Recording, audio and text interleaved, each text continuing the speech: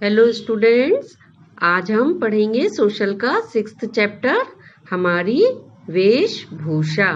कौन सा चैप्टर है? हमारी वेशभूषा। वेशभूषा मतलब हमारा पहनावा।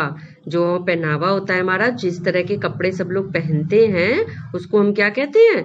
पहनावा या वेशभूषा। तो हमारे देश में बहुत सारे राज्य हैं और हर राज्य की अपनी वेशभूषा है। कहीं पर कोई सी वेशभूषा प्रसिद्ध है तो कहीं पर कोई सी वेशभूषा प्रसिद्ध है। पहनावा मतलब जैसे कि कहीं पर धोती कुर्ता प्रसिद्ध है। अब आप देख रहे हैं ना, पंजाब में क्या लोग पहनते हैं मोस्टली इस तरीके से पगड़ी बांधते हैं, धोती कुर्ता ये पहनते हैं। तो कहीं पर कुर्ता पजामा फेमस है, मुस्लिम्स लोग कुर्ता पजामा पहनते हैं। ये देखिए पंडित लोग जो हैं इस टाइप से वो धोती कुर्ता और ये डालते हैं। और शहरी लोग क्या है, पैंट शर्ट पहनते हैं। तो अलग अलग जगह की अलग अलग वेशभूषा होती है। तो आज हम उसी के बारे में जानेंगे।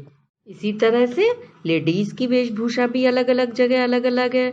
कहीं पर लेडीज साड़ी पहनती हैं तो कहीं पर कुर्ता पजामा प्रसिद्ध है, कहीं घाघरा चोली प्रसिद्ध है राजस्थानी ड्रेस, तो कहीं पर हरियाणा की तरफ इस तरह से घाघरा और उसके साथ कुर्ती पहनती हैं लेडीज। तो हर जगह की अलग अलग तरह की वेशभूषा होती है। चलिए चैप्टर पढ़ना शुरू करें। भारत में मौसम के अनुसार वस्त्रों के प्रकार भी बदल जाते हैं।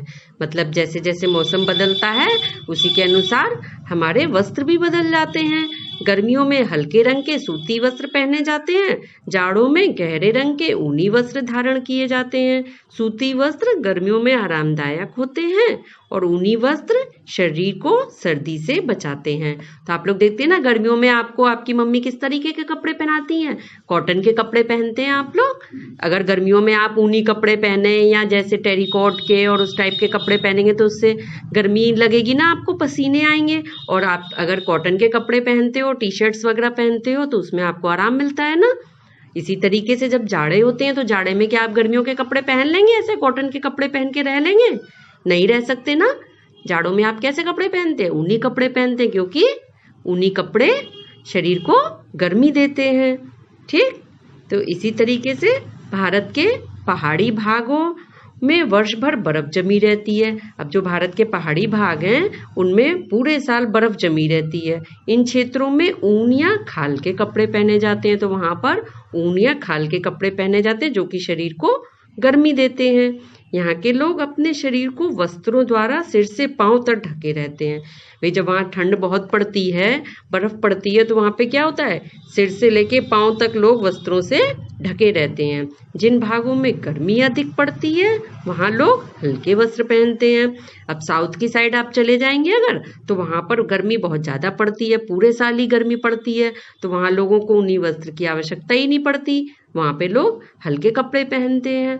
तो जहाँ जैसा मौसम होता है वहाँ के लोग उसी के अनुसार कपड़े पहनते हैं।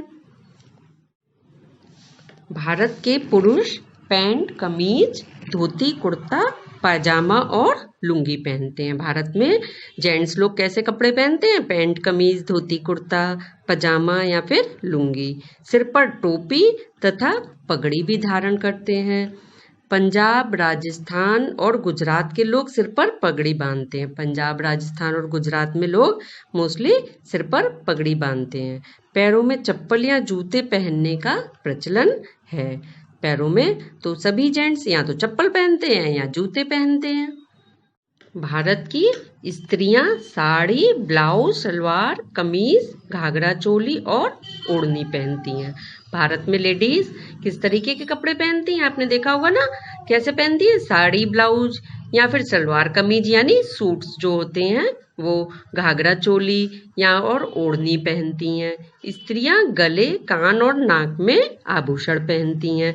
आपने देखा होगा ना, आपकी मम्मियां भी पहनती हैं गले में नेकलेस, इयररिंग्स कानों में और नाक में पहनती हैं। हाथों में कड़े और चूड़ियां पहनने की परंपरा है। सभी लेडीज हाथों में कड़े या फिर चूड़ियां पहनती हैं। भारत के अधिकांश राज्यों में स्त्रियां साड़ी पहनती हैं। भारत का मुख्य परिधान क्या है स्त्रियों के लिए? साड़ी है। तो मोस्टली लेडीज साड़ी पहनती हैं या फिर सूट। प्रत्येक राज्य में साड़ी पहनने के ढंग अलग अलग है। अलग अलग राज्य में साड़ी पहनने के तरीके भी अलग अलग हैं। विवाह, पार्टी तथा अन्य खुशी के अवसर पर आकर्षक वस्त्र पहने जाते हैं। जब कोई फेस्टिवल होता है या कहीं पार्टी होती है, मैरिज होती है, तो क्या होता है, खुशी का अवसर कोई होता है अगर, तो उस पर आकर्षक वस्त्र या कुछ अलग तरह के वस्त्र भी पहने जाते हैं। आप भी कहीं पार्टी में जाते हैं तो अच्छे पार्टी वाले कपड़े पहन के जाते हैं ना, कुछ अलग, या डेली यूज वाले कपड़े पहन के जाते हैं? नहीं जाते हैं ना। तो पार्टी के जो ड्रेस होती हैं वो अलग होती हैं। तो आपने देखा ना, अलग अलग जगह अलग अलग तरह के कपड़े पहने जाते हैं। जेंट्स के कपड़े अलग तरह के हैं, लेडीज के कपड़े अलग तरीके के हैं। ये देखिए बच्चों, आपकी बुक में अलग अलग तरह की ड्रेसेस दी हुई हैं, अलग अलग तरह के परिधान दिए हुए हैं। देखिए यहाँ पर साड़ी इस तरीके से भी पहनी जाती है, तो दूसरे राज्यों में अलग अलग तरीके से भी साड़ी पहनी जाती है। देखिए ये भी अलग स्टाइल है पहनने का, ये अलग स्टाइल है साड़ी पहनने का। तो विभिन्न राज्यों में अलग अलग तरह से पहनी जाती है। ये घाघरा चोली है, कहीं का प्रसिद्ध है घाघरा चोली, तो कहीं साड़ी। ये जेंट्स की ड्रेसेस भी, क्रिश्चियन लोग इस टाइप की ड्रेस पहनते हैं, पंजाबी अलग तरह की ड्रेस पहनते हैं, कहीं धोती कुर्ता और पगड़ी ऐसी ड्रेस पहनते हैं। गुजरात में अलग तरह की ड्रेस पहनी जाती है, गरबा खेला जाता है वहाँ पर, तो ये अलग तरह की ड्रेस है। इस तरह से अलग अलग जगह की अलग अलग ड्रेस आपको दिखाई गई हैं इसमें। भारत के पुरुष और स्त्रियों को वेशभूषा देखकर ही पहचाना जा सकता है। मतलब ये है कि वेशभूषा देखकर ही हम बता सकते हैं ना कि यह पुरुष है या स्त्री है। दोनों की अलग अलग तरह की वेशभूषा होती है। वस्त्र पहनने का ढंग बता देता है कि यह पुरुष किस राज्य का है। तो जिस तरीके के वस्त्र पहने जाते हैं उससे ये भी बताया जा सकता है कि यह पुरुष किस राज्य का है। स्त्रियों के साड़ी पहनने के ढंग से उनके राज्य का पता चल जाता है। अभी आपको ऊपर पिक्चर में दिखाया था कि अलग अलग तरह की साड़ी पहनने के ढंग है, तो वो अलग, उनसे उनके राज्य का भी पता चल जाता है। विविध वेशभूषा धारण करने पर भी हम सब एक हैं, हम सब भारतवासी हैं। कहने का मतलब है कि हम सब भारतवासी हैं, सब भारत में रहने वाले लोग हैं ना। चाहे हम अलग अलग राज्य में रहते हैं, चाहे हमारी वेशभूषा अलग है, पर हम सब हैं एक ही। ये नहीं कह सकते कि अलग अलग राज्य में रहने वाले लोग होते हुए हम सब अलग अलग हैं सब एक ही, हम सभी क्या हैं, एक ही भारत के वासी हैं। तो इसलिए हमें एक दूसरे के साथ भेदभाव नहीं करना चाहिए।